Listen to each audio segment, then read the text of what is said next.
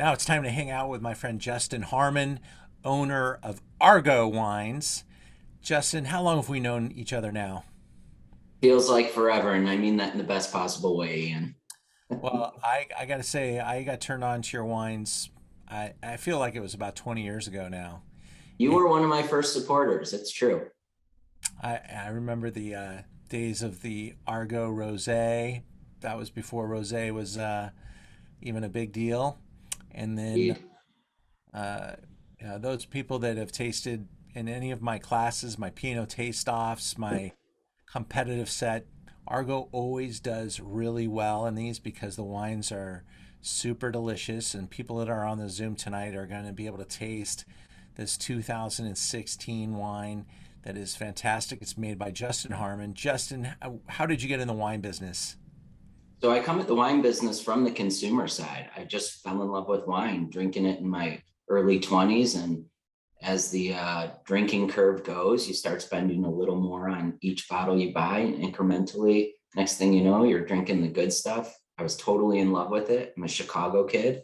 Fell so hard in love with it that I came out to work a harvest in 2005 in Sonoma County. Did that again in '06, again in '07. And at the end of the 2007 vintage, bought my first ton of grapes and made my first 50 cases of wine. Wow. And today, how much wine are you making? So we're at about 3,000 cases, give or take, depending on the year. That's a good number. And do you have a tasting room now? No, no tasting room. For the most part, I am still a one-man operation. So I'm doing all the winemaking, I'm doing all the selling, I'm doing all the blending, et cetera, et cetera. And I love it. Cool. Well, I got a little PowerPoint. We'll kind of go through and just talk about Argo. What does the name represent? So Argot it's a word that doesn't have a direct translation into English. The French and the Spanish use it. And it's a language that develops amongst a small, tight-knit group of people, develops out of their shared interests, their shared history. So it's really a language born out of intimacy that reinforces the intimacy of the group. Fantastic description. And and you're making mostly Sonoma-based wines. Yeah, at this point, we're about 75% Sonoma based, split amongst Pinot Noir, Chardonnay, and Syrah. And then we are increasing our Napa Valley Cabernet portfolio, and it's about 25% of the portfolio right now. And it's looking like it's going to go up to about 30 to 33% in 2021. Some of your contemporaries, some of your friends, people like Russell Bevan, other figures in your life helping you find the different ideas? So in 2005, when I came out to work my first harvest, that was for Russell Bevan and Victoria De Crescenzo. They were just starting their Bevan Cellars label.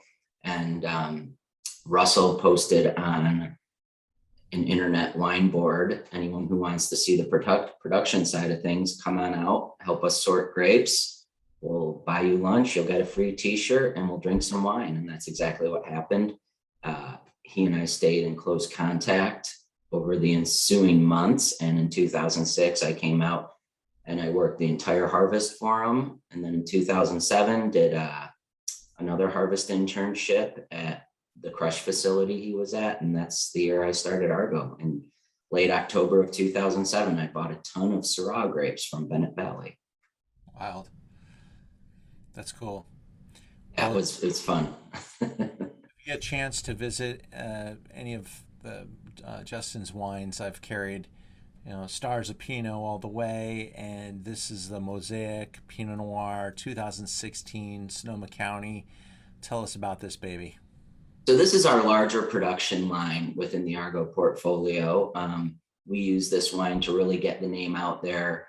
It's at a number of top restaurants. You'll see it around LA and Orange County, on By the Glass list and at the top of bottle list. We're trying to get a wine out there that has just awesome value. It's a blend of multiple vineyards in 2016, which 2016, it's one of those vintages that people have called the vintage of the decade, and it was quite fabulous.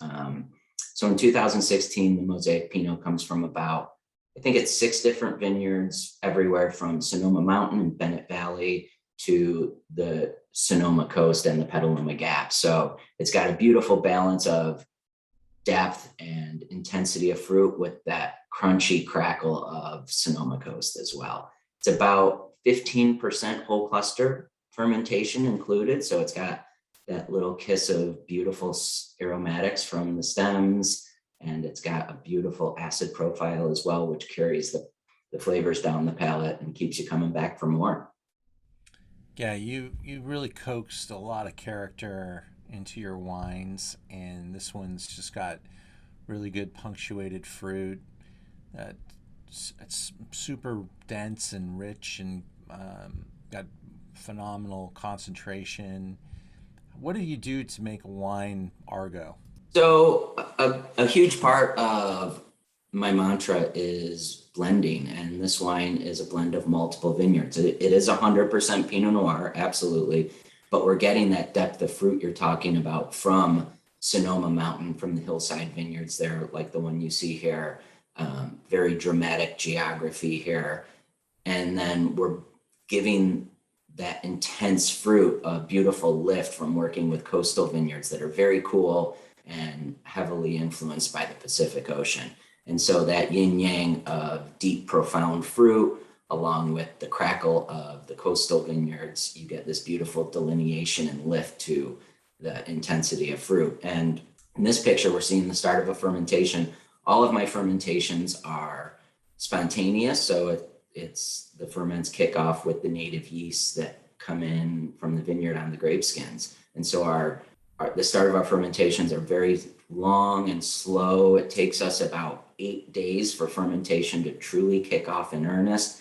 Based on the way this picture looks, I'm guessing this is day 5, day 6. So we're just starting to see a little bit of percolation and CO2 formation from those native yeasts. And you keep it on the skins for how long after? I mean, it's With Pinot Noir, we're aiming for anywhere between 12 to 14 days. It's a relatively short degree of skin contact because there's such a long lag phase to the start of fermentation. We're getting great extract during that time period when sugars haven't been fully converted to alcohols, which is a beautiful, gentle extraction. We're getting a lot of color in there. And then we press the grapes off just before they're finished fermenting. So while the wine still has about maybe 50 grams of sugar left in it, and we allow the yeast to finish the fermentation in barrel, which helps integrate any barrel character that is going to come into the wine. And so here we see, I mentioned earlier, the 2016 Mosaic Pinot is about 15% whole cluster fermentation, and that means you ferment without taking the grapes off of the rachis. And the green in this picture you see is the rachis.